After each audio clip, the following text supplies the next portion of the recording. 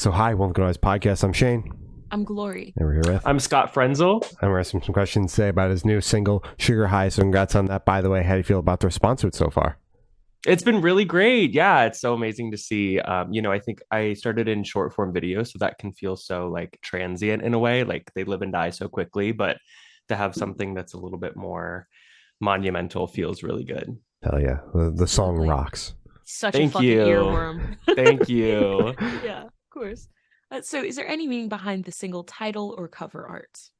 Yeah. So, the song we kind of wrote about that experience where maybe you're in kind of your like first relationship. Not that I had this particular experience, but where things are kind of in the honeymoon phase, but you kind of can see these glaring issues that are kind of gonna eventually make this thing end. Maybe that's just the anxious one in me, but that's kind of what the song's about. So you're just enjoying the moment while it lasts, but you kind of have that worry overcoming that the sugar high is going to end.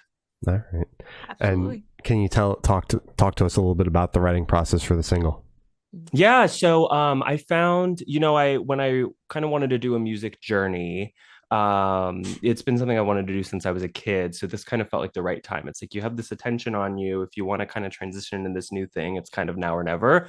So I was just kind of looking at people that in LA that were kind of working with up and coming artists that I really liked. So I just went on Spotify and went under credits, and then I would just look them up, on whatever social media or whatever I could find. So I found Alex Cost and Eden Neville. They're fiancés now, but soon to be wed, and they work together. So I just messaged them, and then we all got together, and Eden and I worked on kind of lyrics and melody, and Alex was putting together their track, and then we kind of all just collaborated on it together, and it was just so much fun to put together too, which isn't always the case. So it's always good when you find people that you really enjoy writing with. Absolutely.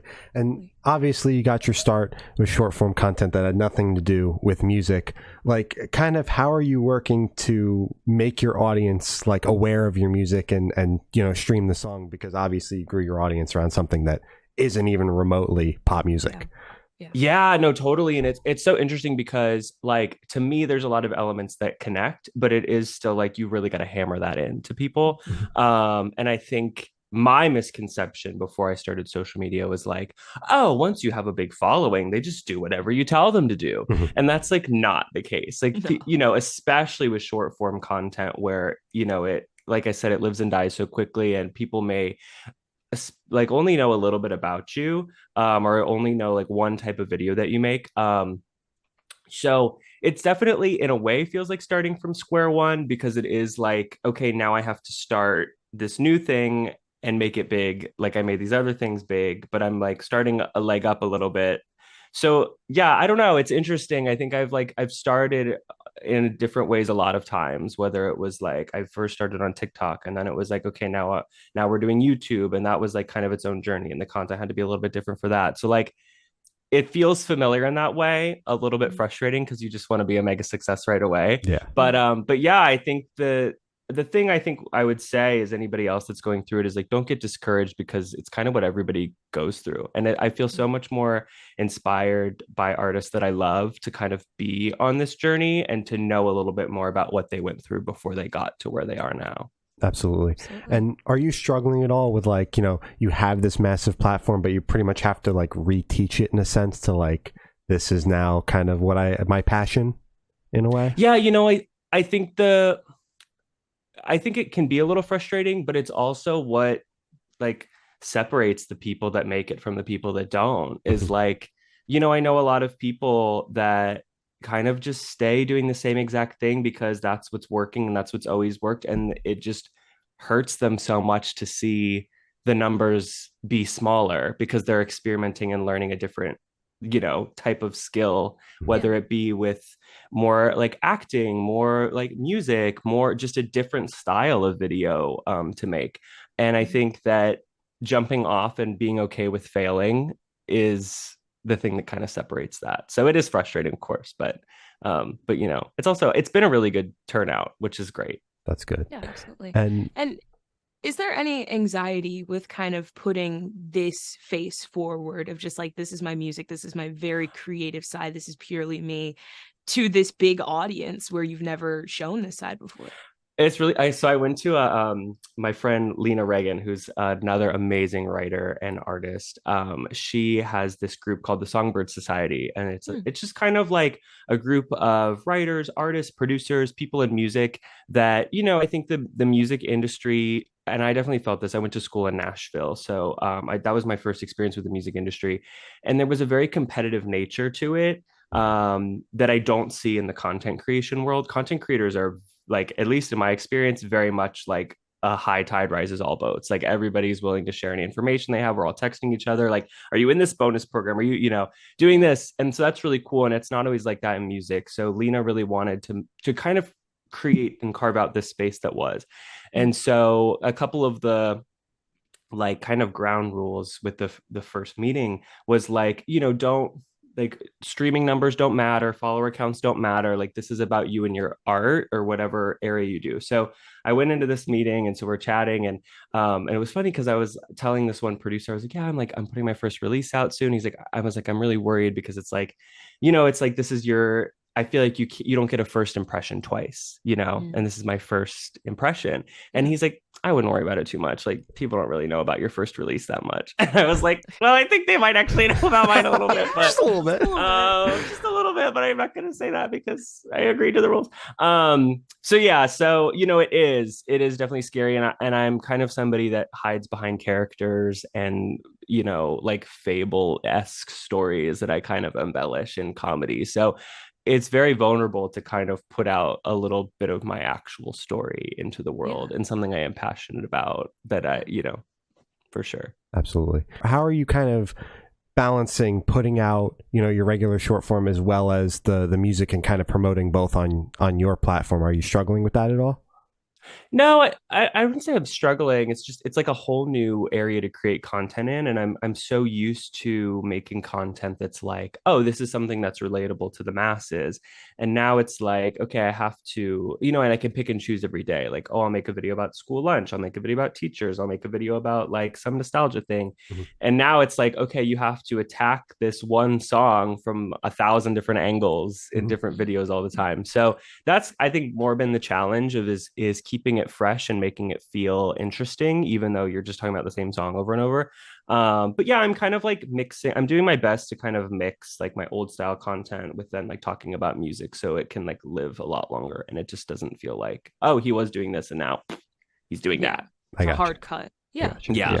We're drilling so hard into this because 99.9% of the time we interview artists that, they might blow up on TikTok, so therefore they have to become the content creators, but it's always been the music first. Whereas this is the first time we're talking to a content creator turned artist. Yeah. So it's just, it's so interesting to me. Yeah. Yeah, no, I love it. And it's kind of the reason I kind of went this route was like, I just saw so many people that were just so talented artists, and just they would put their music out and it would be crickets. And I was like, I feel like you can get the fans first and do this kind of in the reverse way, because like it doesn't cost me anything to make a TikTok.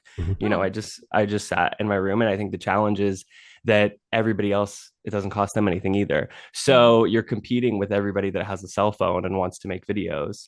But if you can just be clever about it, then you can kind of, grow a following, and that definitely worked for me. And it was never like some crazy intention plan of like, here's my mastermind, like whiteboard of how I'm going to be this.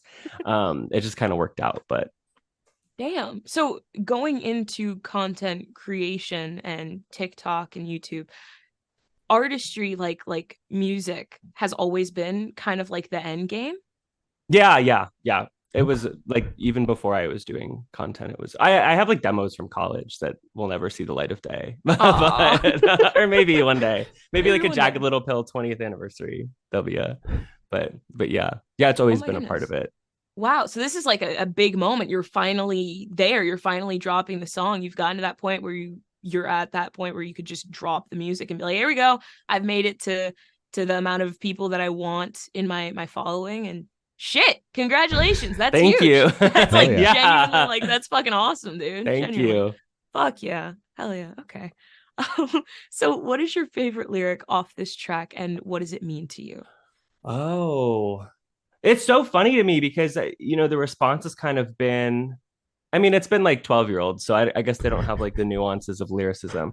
But like the response has been like, it's such a happy song. And I'm like, I think of it as kind of a sad, like Yeah. I mean, it's happy, but it's also sad, but it's it's so many things. So it's kind of funny. But I think my favorite lyrics are always the sad ones. I love the lyric that is don't want to see us fall apart, so let's just close our eyes, because it's like this big anxiety of like, I don't want this to end. And then the simple solution of like, well, let's just close our eyes. I think that's a cool, like, yeah, contrast. Like Absolutely. that. Hell yeah. So where was your headspace at while you're writing this track? Yeah. I think it was just kind of like, I think I have this. Obviously, I don't know if you guys watched the music video, but I used kind of my character that has been on social media for a little while now, Brace's kid. And that was kind of my way, another way to kind of connect to the content from like, okay, this character, and now you're getting to see a milestone in his life. Yeah. And kind of connecting it that way, but then putting the music like within it. So I think that like that character is such a reflection of like my own growing up and feeling like that at that age. I've gotten the response a couple times, like it feels a little like it's not just a comedy character, like there's some heart in it. And that's because like it's such a reflection of like when I was a kid and I felt like a little bit different and a little bit like I didn't belong, and I've really put that into that character. So I definitely like drummed up those feelings for this song, because I kind of always had the plan of doing like this summer camp themed music video for it. Even before we had written the song, I knew like the idea of like what I wanted the song to be like, and then what the video could be like. So I was kind of drumming up those feelings. The song, the intro is kind of set in that like summer camp, more of a metaphor for like what the feeling of a new relationship is, but then I made it more actual with the music video. Yeah. All right. Hell yeah. Absolutely. Damn right. So this one should be super, super quick off the top of your head. I want you to describe this track for new listeners in 3 words. No more, no less. Okay. Nostalgic. Okay. Candy coated. There's a hyphen there. So okay, of course. And just poppy. Poppy. Damn right. Love it. Hell yeah. So in that same train of thought, is there a certain feeling or emotion you want listeners to have while going through the track? I think just connecting with the song and whatever the song speaks to you. I think my favorite artists never give too much of a, they never tell too much of the story behind the song, because I think sometimes that makes people see it in a way that isn't the way that they would authentically connect with it. So I think just like having your moment and whatever it speaks to you, I think is what I would want. Fair enough. Okay, makes sense. So while listening through this track, what band or artist influence pops out the most to you, if any? Oh, I mean, I've always been a huge Katy Perry fan, so I definitely was like, that was a huge inspiration. That whole Teenage Dream era was very inspirational for what I've been working on. Yeah, definitely her. And then kind of like I would say like Troye Sivan in a way, although like I feel like what he's doing now is a little bit more like house, Euro house in an amazing way. His music right now is killer. I love him. Yeah. Yeah. But yeah, kind of like that wasn't out yet when we wrote this. So like kind of the Bloom era, I guess. Ooh, yeah. Yeah. Hell yeah. Good pick. So can you talk about any particularly challenging or standout moments from the creation of the single, positive or negative? Yeah. I think the positive, I did like the music video was so crazy. That was like such a crazy experience. And it was so I found this director, Alyssa Weil, who we ended up just hitting it off and having the best time making the video. And that was just like insane. I've never I felt like I was playing a wedding. Like I was like, oh my gosh. And she was amazing. Like it was our baby together, but like props, getting extras, hiring actors. Like it was like so much work, but it's so rewarding. Like I loved it the whole time. But that was crazy. And then I kind of have that moment where like you did all that and then you have something to show for it. It was like, wow, more than just a video that I throw the green screen up and like, it was like, this is like really a piece of something that people are like going to come back to. So that was really cool. I think yeah, and then the party that I had where I kind of, because everybody worked for me for free, well, like the actors did, except for the main one, but all the extras that I just was like, come be here in the music video. So I did a little party, and that was just cool to kind of stand in front of everybody that had worked on the project and just like see them all and be like, wow, this is so crazy that I have this like this team that was put together of people. Yeah. Yeah, so that was all really cool. Hell yeah. Awesome. Hell yeah. Right. So you dropped this single, you're working on TikTok, you're working on your content. What else is coming up for your music project? Do you have any more singles? Do you have an EP coming? Album? What's the plan? Can you spill the beans a little bit? Tell all. Yeah, tell all. Oh my God. Yeah, so I think the big thing when I talked to my managers about like doing this, and they have a music background, and that was a big reason that I wanted to work with them, and thankfully it's just worked out so well. But they kind of gave the advice of like, the worst thing you could do is kind of put this first one out and have this big moment, and then it's like crickets from you as far as music goes for the next year while you're like working on more. So like it's probably best that you have, a couple songs ready to go when the first one comes out. So that's what I did. Interesting. That's a chin scratcher right there. Okay, I'll leave it. But I love to leave little hints. So if anybody's a fan, they may know a little bit more than they think they do about what's coming next. Shit. All right. Oh, okay. Damn. All right. So for this question, you want you to picture you're on tour, you're at a gas station for a rest stop. What is your snack of choice? Oh, wow. Okay. In a perfect world, it's pistachios, but they're kind of messy and like on a tour bus. And let's be honest, by a tour bus, I mean a little van that we rent. I don't know if that would work. Could you get the unshelved ones though? Those are so expensive. But there's like an art to cracking them open. It's like a whole, you know what I mean? It's like meditative. Probably combos. Do you know those? Flavor? Yeah, what flavor? Just cheese and cracker. Yeah, I'm simple. Yeah, no, it's a classic. I have nothing against it. They really are. I feel like we forgot about them. They are forgotten media. I do feel like that. They're forgotten media. Combos are forgotten media. No one fucking talks about them anymore. No one talks about them. Yeah, I'm like, they that's gonna make it into it. I'm actually like have a video plan that now I'm gonna rearrange to throw combos in because it has to. That makes me so happy. Please. Oh my God, I love combos. So for these last couple questions, we're actually gonna shift away from music if that's okay with you. Yeah. Awesome. So we're actually gonna go straight to death row. Boom. So if you're on death row, what would your last meal be with a drink? Oh my God, this is so crazy. So I've actually like answered this before, like just with friends. I don't know why, I don't know why people are so obsessed with what I eat. No, I'm just kidding. You need to know what you eat in a day. Yeah, listen. This is Get Ready With Me. I worked in restaurants for years. I worked in restaurants for 7 years. So I've really run the gamut. And my favorite is Carrabba's Italian Grill, if you're familiar at all. They're kind of speckled across the country. Like the closest one to LA is Vegas, which is so disheartening to me. But they have this thing called the Chicken Brian, which is grilled chicken with lemon butter, sun-dried tomatoes, and basil on top. And it's so good. And then you have to pay extra, but it's worth it for the fettuccine Alfredo on the side. And it does come with a salad, so I'm cheating a little bit, but it comes with a salad, so I choose Caesar. And then I would get a Coca-Cola because what else could be my last drink, Yeah. And then I would probably do maybe a key lime pie as a dessert. Ooh, key lime pie. Just for something a little different, as I go. Yeah. Beautiful. I love it. So if you could live in one fiction world for a week, where would you live? A fictional world for a week. Wow. Whoa. Ooh, Avatar: The Last Airbender. What element are you? Definitely water.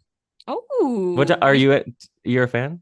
I have watched the entire series with my brother, so I am a fan. I feel like I can. Obsessed. Yeah, for sure. I love it. It's so good. You said definitely water. Is there like a test that you've taken where you're like fucking? No, it just felt right. You know what's so embarrassing? When I was a kid, I was like 12. I don't know. I was convinced I was a waterbender. Like it's so embarrassing. Yep. But like, you know what I'm talking about. Yeah. Mm-hmm. I know exactly what you're talking about. my mom left. I was home alone. Maybe I was a little bit older. That's embarrassing if I was a little bit older. But I like Okay. literally put a bowl of water in front of me and was like Mhm. trying to move it. Yup. Yeah, you Mhm. know. And then Me, I like but with a glass of water. Yeah. it Mhm. moved a tiny bit, I think, just from like, I don't know. Like not like I was probably just seeing something. I think that I had like water on my finger and I like dropped like, and then it moved the surface of it a little bit. And I was Yeah. like, I remember going to school and telling my friend, like, don't tell anybody. But I'm a waterbender. Percy Jackson ass. Stop, sir, guys. Don't tell it. That's fucking beautiful. That's beautiful. Absolutely. No, I think you're a waterbender. I think so too. Yeah, Yeah. no, it feels right.